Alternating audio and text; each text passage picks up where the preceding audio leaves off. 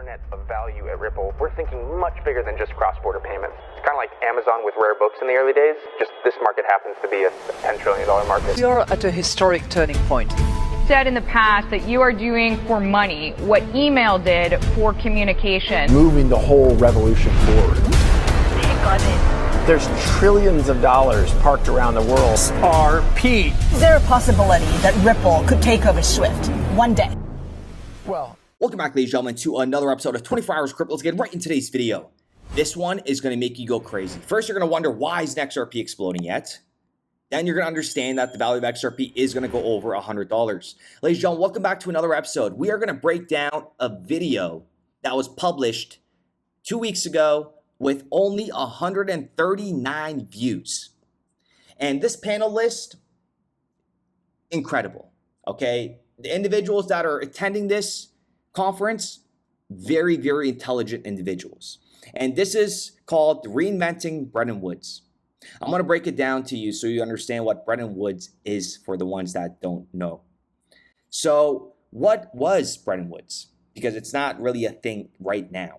Bretton Woods was a big meeting held in a place called Bretton Woods in New Hampshire. In 1944, people from 44 countries came together to figure out how to make the world economy work better after World War II. And can I say something? Of course. You see how after World War II, they want to make the economy better? After CB19, take a look at that. They're all coming together and they're doing the transition to the new world economy. Ladies and gentlemen, go ahead and smash that like button. Why did they have this meeting? They wanted to avoid the kind of economic problems that led to the Great Depression and World War II. They wanted to make it easier for countries to trade with each other without worrying about their money losing value suddenly. And you see how there's already World War III, it's on the cusp, they're saying. You see how they formed this at the perfect time. You see CB19 and they're introducing a brand new economy. Holy crap. And the reason why I'm just so bullish on this, for the ones that know, I've worked at regulated industries for over 10 years. I understand compliance. I understand what these guys are trying to achieve. And XRP is in the middle of that. Call me an idiot. But the only one that's going to be an idiot is the ones that are going to be buying XRP over $100. And that's if you could even afford XRP at that time. What did they decide? They decided that each country's money would be tied to the US dollar. And the US dollar would be tied to gold. You could exchange dollars for a fixed amount of gold. This way, exchange rates between different currencies wouldn't change much. They created the IMF, and that is the International Monetary Fund, which we talk about on this channel often, to help countries that were having trouble paying their bills. If a country ran out of money, it could borrow from the IMF to get back on its feet. I mean, talk about monopoly. Right? They also created the World Bank. The World Bank was set up to help rebuild countries that had been damaged in the war and to help poorer countries develop their economies. And what are the odds that they create, reinventing Bretton Woods right now and they're attending conferences? What happened to Bretton Woods? The system worked well for a while, but the 1970s, there were problems. The US was printing a lot of dollars and didn't have enough gold to back them up. Again, mic drop. What did the US government do during CB19? Printed trillions of dollars. Oh my goodness. Okay, my hair is like sticking up. I'm getting goosebumps here because we are just so accurate with this information.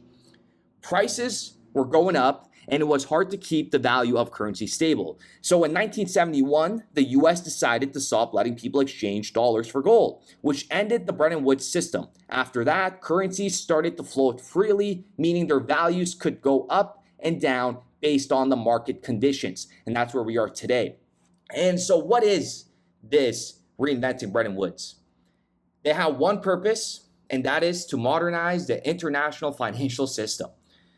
The Reinventing Bretton Woods, which short form is RBWC, is a legitimate organization. First of all, it's such a high level advisory, panelists and individuals that attend this.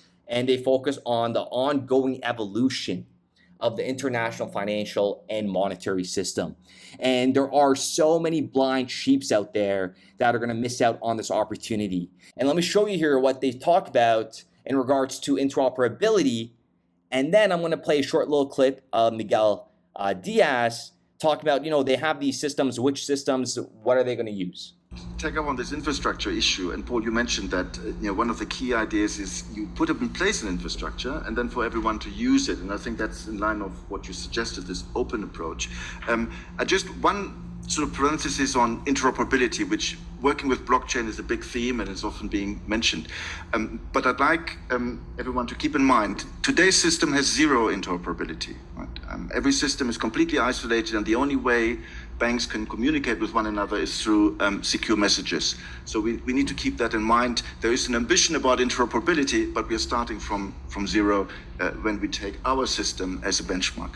But Paul, if you could comment on this idea of infrastructure, could you imagine providing the infrastructure and then having the private sector, for example, use it? Is that the idea in Peru?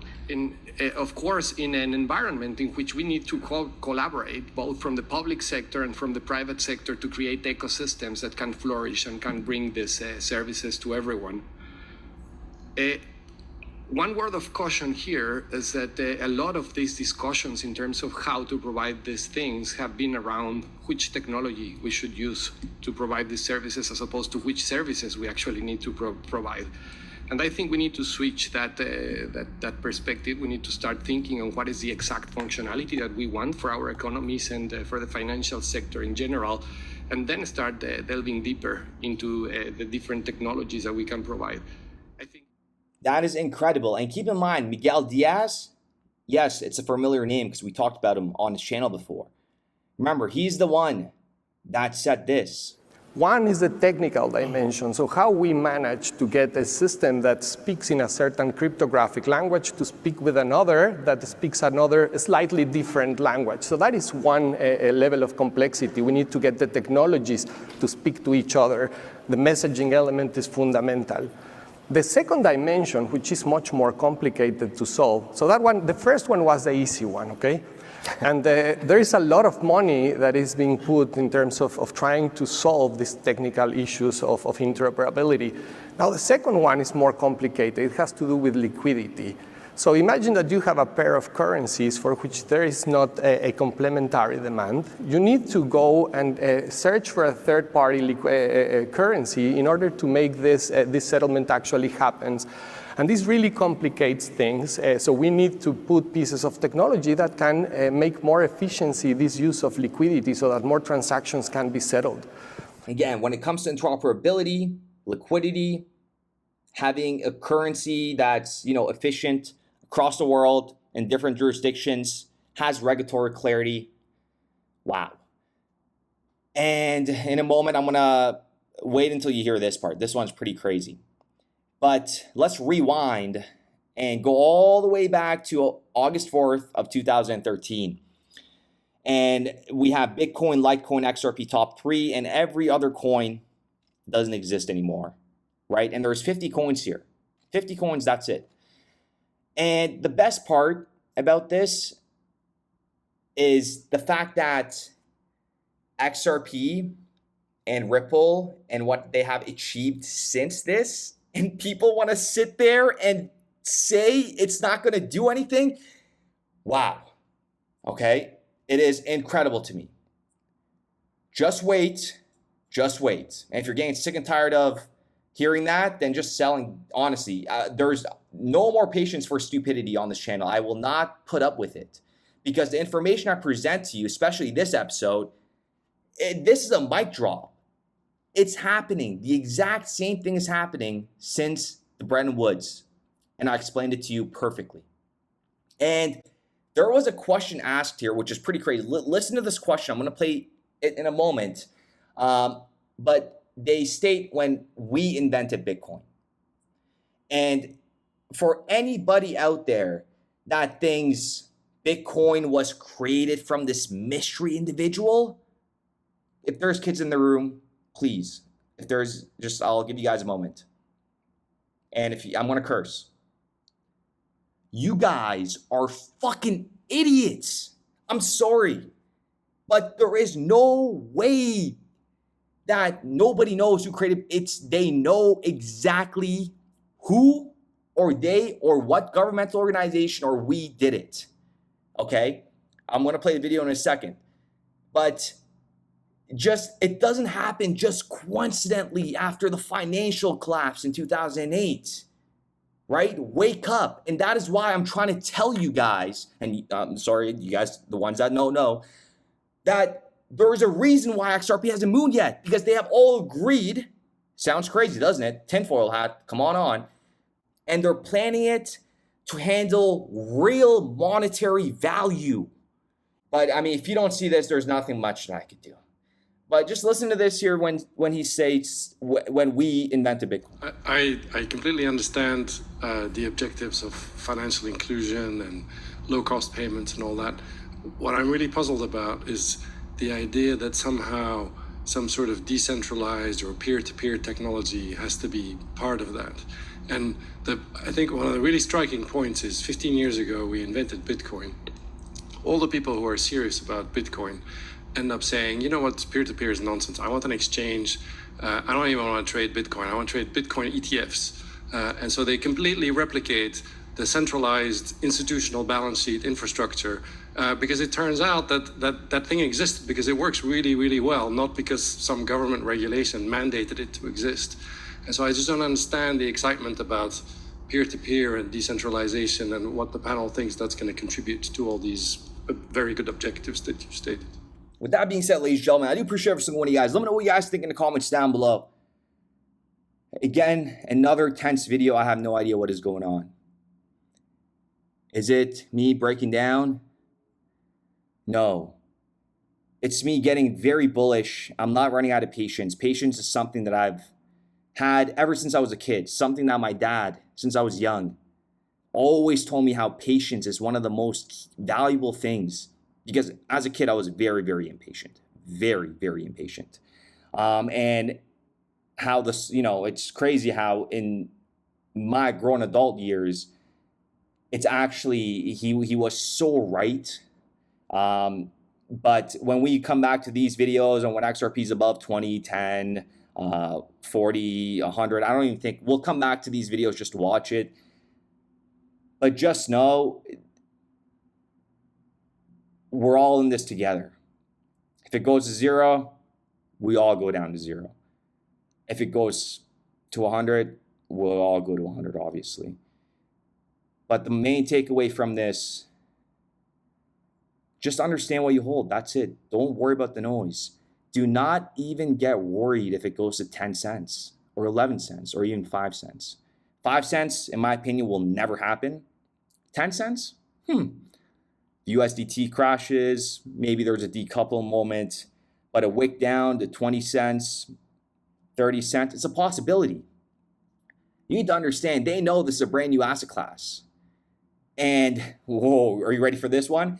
And they very much know that retail got in for the first time before they did.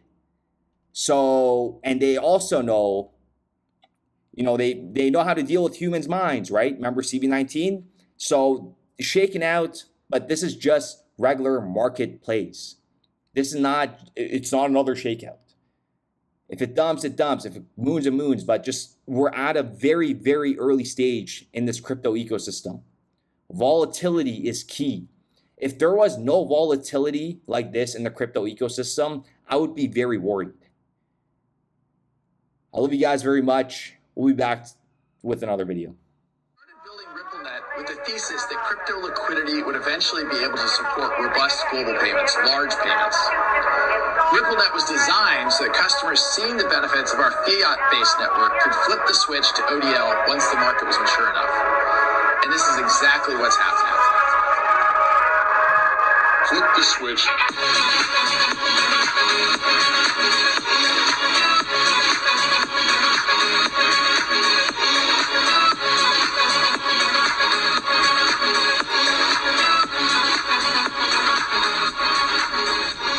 I think what we're building has, it's solving a real problem.